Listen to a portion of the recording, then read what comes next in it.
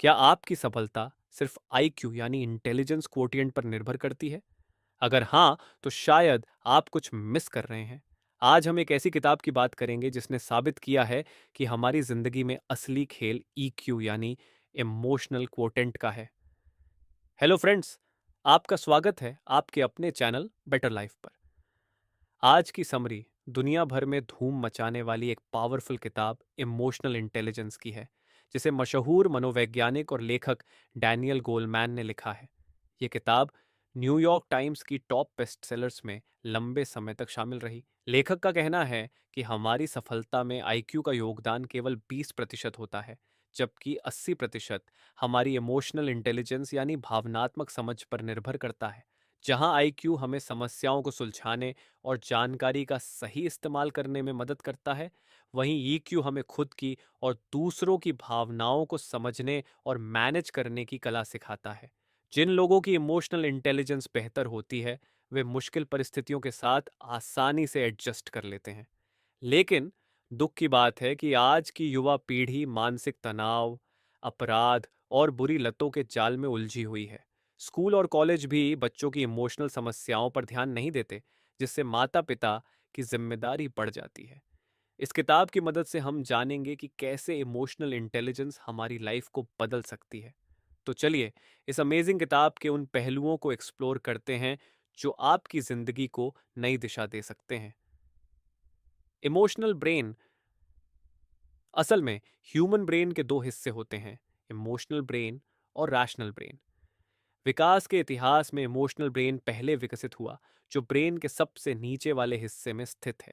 इसके बाद rational brain विकसित हुआ, जो ब्रेन के बाहरी और ऊपर वाले हिस्से में होता है। ब्रेन के स्ट्रक्चर और बॉडी के साथ इसके कनेक्शन की वजह से इमोशनल ब्रेन रैशनल ब्रेन की तुलना में ज्यादा तेज और मजबूत होता है। इसका मतलब यह है कि भावनाएं हमारी सोच से पहले प्रतिक्रिया देती हैं। Nature of emotional intelligence. Emotional intelligence 5 महत्वपूर्ण योग्यताओं से मिलकर बनता है। एक, भावनात्मक आत्म जागरूकता, अपने इमोशंस के प्रति जागरूक रहना, खासकर जब नकारात्मक भावनाएं जैसे चिंता, अवसाद या गुस्सा पैदा हों। दो, भावनात्मक आत्मनियमन, नकारात्मक भावनाओं को नियंत्रित करने के लिए टेक्निक्स का उपयोग करना ताकि वे ज्यादा देर तक न टिकें। इन तकनीकों में शामिल है उन परिस्थितियों को बदलना जो आपको गुस्सा दिलाती हैं, डिप्रेशन में फिजिकल अराउजल को बढ़ाना, एंग्जाइटी में फिजिकल अराउजल को घटाना।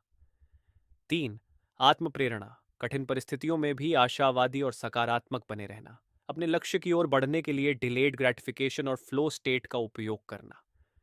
डिलेड ग्रेटिफिकेशन, इसका मतलब है भविष्य के बड़े इनाम के लिए वर्तमान के छोटे इनाम को छोड़ देना, जैसे टीवी देखने के बजाय पढ़ाई करना, जो भविष्य में अधिक लाभदायक होगा। फ्लो स्टेट, ये वह स्थिति है जब आपके इमोशंस पूरी तरह उस काम के साथ अलाइन हो जाते हैं जिसे आप कर रहे होते हैं। इसमें बाहरी डिस्ट्रैक्शंस का एहसास तक नहीं होता। फ्लो स्टेट में आने के लिए शार्प फोकस की जरूरत होती है। काम आपकी एबिलिटी से थोड़ा ऊपर का होना चाहिए। वह काम ऐसा हो जिसे आप पहले भी प्रैक्टिस कर चुके हों। चार, दूसरों की भावनाओं के प्रति जागरूकता, एम्पैथी विकसित करना, जो सामने वाले की भावनाओं को समझने में मदद करता है। इसके लिए शांत रहना जरूरी है ताकि आप सामने वाले इंसान की शारीरिक भाषा और भावनाओं को महसूस कर सकें। पांच, रिश्तों को संभालना, बहस और लड़ाई को सुलझाने की कला सीखना, बात करते समय इमोशनल फ्लडिंग से बचना। इमोशनल फ्लडिंग का मतलब है जब किसी कठिन बातचीत के दौरान आपकी हार्ट रेट 10-20 प्रति मिनट से अधिक बढ़ जाती है। इस स्थिति में दोनों पक्षों को 20 मिनट का ब्रेक लेना चाहिए। हालांकि 5 मिनट का ब्रेक पर्याप्त लग सकता है, लेकिन वास्तव में आपके शरीर को 20 मिनट चाहिए होते हैं। Emotional self regulation for anger, गुस्से की आग को बुझाने के कुछ सबसे अच्छे तरीकों में से एक है अपनी स्थिति के बारे में सकारात्मक रूप से सोचना। दूसरी तरफ, जितना ज्यादा हम सोचते हैं कि हम गुस्से में क्यों हैं, उतना ही हमें और गुस्सा आने की वजह मिलती जाती है। स्टडीज से यह पता चलता है कि गुस्सा उस पल में अच्छा महसूस करा सकता है, लेकिन यह गुस्सा हमेशा के लिए नहीं हटता। For depression. डिप्रेशन एक लो अराउजल स्टेट है और इसमें एक्सरसाइज मूड को बेहतर करने में मदद कर सकती है, जबकि आराम करने से यह और बढ़ सकता है। डिप्रेशन को कम करने की एक तकनीक यह है कि आप अपनी स्थिति की तुलना नीचे की ओर करें, यानी खुद को दूसरों से कमतर लोगों के साथ तुलना करें।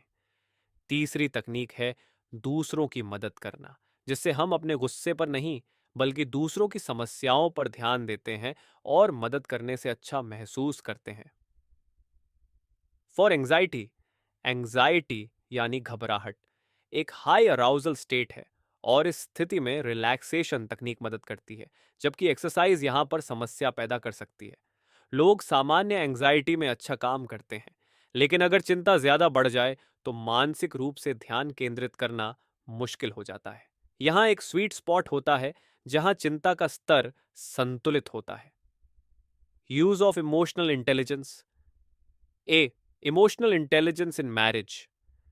तलाक की दर बढ़ रही है। 1950 में 30% से लेकर 1990 में 67% हो चुकी है।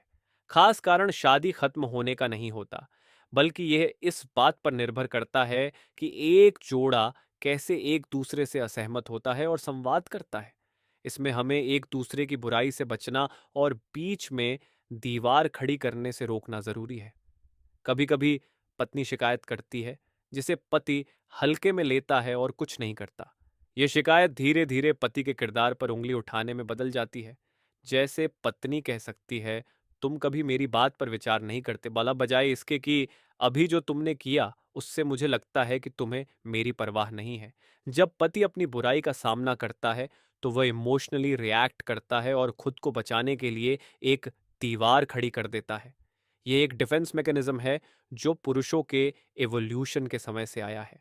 वे अपनी भावनाओं को दबाकर या पत्नी को पूरी तरह से नजरअंदाज करके इस समस्या से निपटने की कोशिश करते हैं। इस व्यवहार से पत्नी और अधिक नाराज हो जाती है और झगड़ा बढ़ता जाता है, जो अंततः तलाक का कारण बन सकता है। इमोशनल इंटेलिजेंस का तरीका उपयोग करके कपल्स एक दूसरे के साथ बातचीत करते समय इमोशनल फ्लडिंग से बच सकते हैं।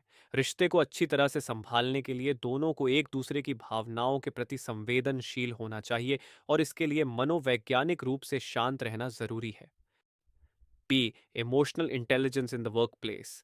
कम ईक्यू वाले लोग दूसरों को तनाव दे सकते हैं और तनाव लोगों को पागल बना सकता है। कार्यस्थल में जिन प्रमुख ईक्यू स्किल्स की जरूरत होती है वे हैं: ए, लोगों की भावनाओं को समझना और महसूस करना। 2, असहमतियों को अच्छे तरीके से संभालना। 3, फ्लो स्टेट में प्रवेश करना। 4, शिकायत करने वालों को सहायक आलोचक के रूप में देखना। 5, विविधता डाइवर्सिटी की संस्कृति को बढ़ावा देना। 6, प्रभावी रूप से अपना सामाजिक दायरा बढ़ाना। Manager employ relationships. मैनेजर और कर्मचारी का रिश्ता एक पति पत्नी के रिश्ते जैसा हो सकता है, जहां मैनेजर कर्मचारियों के किरदार पर सवाल उठा सकता है और दीवार खड़ी कर सकता है। दूसरी गलती जो मैनेजर करता है वह है छोटी समस्याओं को नजरअंदाज करना, जिससे समय के साथ ये समस्याएं बड़ी फ्रस्ट्रेशंस में बदल जाती हैं और मैनेजर एम्प्लॉई पर बरस पड़ता है। इस स्थिति में कर्मचारी को यह महसूस होता है कि उसे पहले इस बारे में क्यों नहीं बताया गया। Artful critic. एक कलात्मक आलोचक व्यक्ति के एक्शंस पर ध्यान देता है, न कि उनके कैरेक्टर पर। वह इस बात पर जोर देता है कि क्या बदला जा सकता है और सुधार के लिए समाधान प्रदान करता है। आर्टफुल क्रिटिक नॉम का एक उदाहरण हो सकता है: इस स्टेज पर समस्या यह है कि तुम्हारा प्लान काफी लंबा समय लेगा और यह खर्चीला होगा। मैं चाहता हूं कि तुम इस खर्चे के बारे में फिर से सोचो, खासकर डिजाइन के मामले में, और देखो क्या तुम इसे जल्दी पूरा करने का कोई तरीका ढूंढ सकते हो। Diversity and inclusion. डाइवर्सिटी को बढ़ावा देने के लिए रिसर्च यह बताती है कि लोगों की गहरी भावनाओं को बदलना मुश्किल है, इसलिए कोशिश करने का कोई फायदा नहीं है। इसके बजाय संगठनों को अपने व्यवहार को ट्रेन करना चाहिए, जो कहीं ज्यादा आसान है। संस्थाओं को जीरो टॉलरेंस माहौल बनाना चाहिए और भेदभाव करने वालों को तुरंत सजा देनी चाहिए। इस तरह से सभी लोग एक साथ काम करेंगे, चाहे वे इसे पक्षपात मानते हों या नहीं। See, emotional intelligence in medical care. किसी व्यक्ति की मनोवैज्ञानिक ज़रूरतों को समझना उनकी चिकित्सा ज़रूरतों के लिए भी फायदेमंद हो सकता है। चिकित्सा पेशेवरों को अक्सर चिंतित रोगियों के सामने भयानक संभावनाओं का नाम लेने से बचना चाहिए, क्योंकि इससे उनकी चिंता और बढ़ सकती है। एंजाइटी का साइंटिफिक लिंक बीमारी और रिकवरी से जुड़ा होता है, और रिसर्च में यह पाया गया है कि तनाव की वजह से नर्वस सिस्टम टूट सकता है। Anger and heart health. गुस्सा दिल के लिए बहुत नुकसानदायक होता है। ज्यादा गुस्सा करने वाले लोग जल्दी मर सकते हैं, खासकर अगर वे स्मोकर, ब्लड प्रेशर पेशेंट या हाई कोलेस्ट्रॉल वाले हों। इसका एंटीडोट यह है कि हमें अपने अंदर भरोसा रखने वाला दिल विकसित करना चाहिए और दूसरों के अच्छे इरादों को समझने की कोशिश करनी चाहिए। Loneliness and health risks. अकेलापन बीमार होने और मरने के जोखिम को लगभग 2 गुना कर देता है, जबकि स्मोकिंग से यह सिर्फ 1.6 गुना बढ़ता है। अपनी भावनाओं से निपटने का एक तरीका यह है कि इन्हें एक पेपर पर लिख लिया जाए और कुछ दिनों तक उस कहानी में मीनिंग ढूंढा जाए। Nurturing emotional intelligence in children. माता पिता का इमोशनल इंटेलिजेंस एक बच्चे के इमोशनल डेवलपमेंट में बहुत बड़ा योगदान देता है। ये न केवल बच्चों के ईक्यू को बढ़ाता है, बल्कि उनके अच्छे एकेडमिक परफॉर्मेंस और स्ट्रेस को कम करने में भी मदद करता है। पारिवारिक जीवन भावनात्मक सीखने का पहला स्कूल है। यहाँ हम सीखते हैं कि खुद के बारे में कैसा महसूस करना है, दूसरे लोग हमारी फीलिंग्स पर कैसे रिएक्ट करते हैं, उनकी फीलिंग्स के बारे में कैसे सोचना है, और उम्मीद और डर को कैसे व्यक्त करना है। भावनात्मक पेरेंटिंग के 3 प्रकार होते हैं। सेश, वो माता पिता जो बच्चों की फीलिंग्स को पूरी तरह से इग्नोर करते हैं। वो माता पिता जो इमोशनल स्टॉर्म को नोटिस तो करते हैं, लेकिन बच्चे को खुद से डील करने देते हैं, चाहे वो रोए, चिल्लाए या किसी को मारे। वो माता पिता जो बच्चों के गुस्से को नकारते हैं और उन्हें इसके लिए सजा देते हैं। भावनात्मक रूप से बुद्धिमान माता पिता बच्चों की उदासी को एक अवसर मानते हैं और एक इमोशनल कोच की तरह काम करते हैं। वे समझने की कोशिश करते हैं कि बच्चे को क्या परेशान कर रहा है, और फिर उनकी फीलिंग्स को सही तरीके से बाहर निकालने के पॉजिटिव तरीके ढूंढते हैं। Emotional illiteracy, consequences and solutions. बच्चों में कम इमोशनल इंटेलिजेंस के गंभीर परिणाम होते हैं, जैसे डिप्रेशन, क्राइम और एडिक्शन, शराब, ड्रग्स और ईटिंग डिसऑर्डर्स। डिप्रेशन मुख्य रूप से इमोशनल स्किल्स की कमी के कारण होता है, जैसे रिश्ते की कौशल और सेटबैक्स को हैंडल करना। खराब रिश्ते की कौशल के कारण बच्चों की अपने माता पिता और नज़दीकी लोगों से समस्याएं बनी रहती हैं, और सेटबैक्स को हैंडल न कर पाने की वजह से वो हेल्पलेस फील करते हैं, जो उन्हें डिप्रेशन की तरफ ले जाता है। डिप्रेशन आमतौर पर चिड़चिड़ेपन के रूप में शुरू होता है, खासकर पेरेंट्स के साथ, और धीरे धीरे आइसोलेशन की तरफ ले जाता है। अगर बच्चों को यह सिखाया जाए कि वो अपनी समस्याओं को सुधारने के लिए एक्शन ले सकते हैं, तो डिप्रेशन से बचा जा सकता है। Addiction to alcohol and drugs. जो लोग अल्कोहल और ड्रग्स का प्रयोग करते हैं, उनमें से 14% अल्कोहलिक और 5% ड्रग एडिक्ट बन जाते हैं। एडिक्ट्स अपने नेगेटिव इमोशंस को ठीक करने के लिए इन सब्सटेंसेस को एक दवा के रूप में इस्तेमाल करते हैं। अल्कोहल में रिलैक्सेशन इफेक्ट होता है, इसलिए एंजाइटी से जूझने वाले लोग इसका सहारा लेते हैं। ड्रग एडिक्ट्स डिप्रेशन में कोकेन की ओर जाते हैं और एंगर कंट्रोल करने के लिए हेरोइन का प्रयोग करते हैं। इंटरवेंशन प्रोग्राम्स बच्चों को की इमोशनल स्किल्स सिखाने पर फोकस करना चाहिए, ताकि एडिक्शन से बचा और उसे ठीक किया जा सके।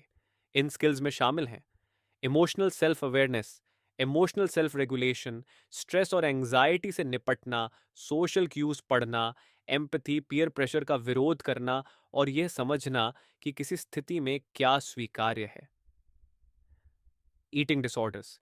ईटिंग डिसऑर्डर्स तब होते हैं जब व्यक्ति खतरे की फीलिंग्स को पहचानने की क्षमता खो देता है, जो बॉडी डिससैटिस्फैक्शन से जुड़ी होती है। जैसे एक लड़की स्ट्रेस और गुस्सा महसूस कर रही है, लेकिन वह इसे भूख समझ लेती है, फिर वह लगातार खाती है। वजन बढ़ने से बचने के लिए वह खाना बाहर निकाल देती है, जिसे बुलीमिया कहते हैं, या फिर वह कंट्रोल महसूस करने के लिए खुद को भूखा रखती है, जिसे अनोरेक्सिया कहते हैं। ईटिंग डिसऑर्डर्स को रोकने और सुधारने के लिए बच्चों को यह सिखाना जरूरी है कि अपनी फीलिंग्स को पहचानें और उन्हें ठीक करने के लिए हेल्थी मेथड्स का उपयोग करें। Emotional literacy programmes. लेखक सभी स्कूलों को सलाह देते हैं कि वे भावनात्मक साक्षरता कार्यक्रम डिजाइन और इम्प्लीमेंट करें जो जल्दी शुरू हों, उम्र के हिसाब से सही हों और स्कूल, घर और समाज तीनों में काम करें। 6 से 11 साल की उम्र तक बच्चे delayed gratification, social responsibility, anger control और पॉजिटिव आउटलुक विकसित करने में सक्षम हो जाते हैं। ये साल उनके भविष्य के लिए निर्णायक साबित होते हैं। मिडिल स्कूल से हाई स्कूल, टीनेज और यंग अडल्टहुड में सेल्फ कॉन्फिडेंस में कमी और सेल्फ कॉन्शियसनेस में वृद्धि देखी जाती है। इस समय बच्चों को सिखाना जरूरी है कि करीबी रिश्ते कैसे बनाए जाएं, इमोशंस को कैसे पढ़ा जाए, रिलेशनशिप प्रॉब्लम्स को कैसे सॉल्व किया जाए और सेल्फ कॉन्फिडेंस को कैसे नर्चर किया जाए। एक टेक्निक जो हर बच्चा गुस्सा होने या रोने से पहले यूज कर सकता है, उसे स्टॉप लाइट तरीका कहते हैं। रेड लाइट, रुकें और एक्ट करने से पहले सोचें। येलो लाइट, समस्या और अपनी फीलिंग्स पर विचार करें, एक सकारात्मक लक्ष्य बनाएं और संभावित समाधान व उनके परिणामों के बारे में सोचें। ग्रीन लाइट, जो भी प्लान सबसे अच्छा लगे उसके साथ आगे बढ़ें।